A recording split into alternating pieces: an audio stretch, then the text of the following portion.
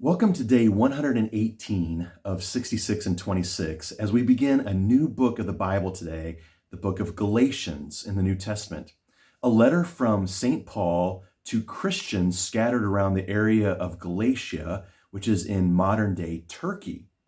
Now, at this point, Paul in the past has preached the gospel of Jesus Christ throughout the area of Galatia to different churches and Christians gathered there. These are mostly Gentile Christians. But after Paul has preached the message of the gospel, apparently some other teachers have come along and deceived the Christians of Galatia so that they believe that Jesus Christ is not enough. Paul has preached, have faith in Jesus Christ and you will be saved.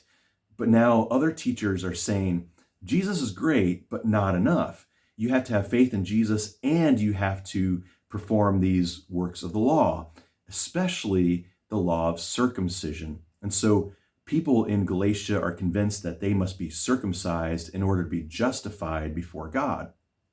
And Paul is saying, oh no, this is not the gospel that we preached. In fact, he says, I am astonished that you are so quickly deserting the one who called you by the grace of Christ and are turning to a different gospel, which is really no gospel at all.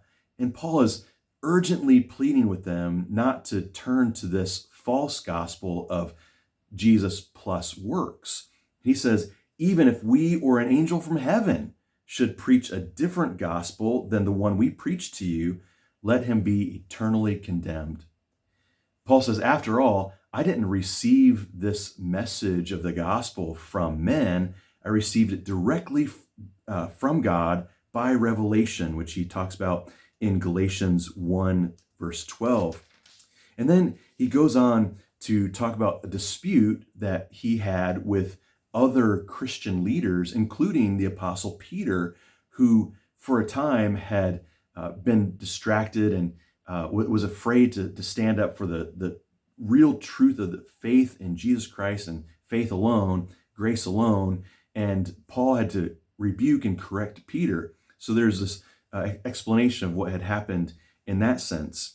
And then Paul summarizes probably one of the central verses of the New Testament, Galatians chapter 2, verse 16, and saying that a man is not justified by observing the law, but by faith in Jesus Christ. If we are going to be right with God, it's not because we perform the works of the law, but because we have faith in Jesus, which is a gift from God. In chapter 3 of Galatians, Paul uses the example of Abraham, and he points to the promise that God had given to Abraham in Genesis chapter 15.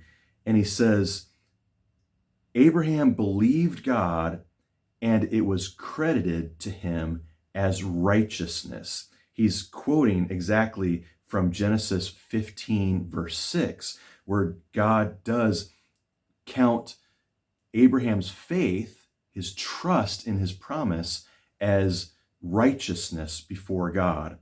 And then he says, if the law would be the thing that justified Abraham, that law would have come first. But the law, which by that he means the law of Sinai, the 10 Commandments and all the other laws that God gave through Moses, all that came 430 years after God had promised Abraham and Abraham believed God. So this is Galatians 3, verse 17. The law introduced 430 years later does not set aside the covenant previously established by God.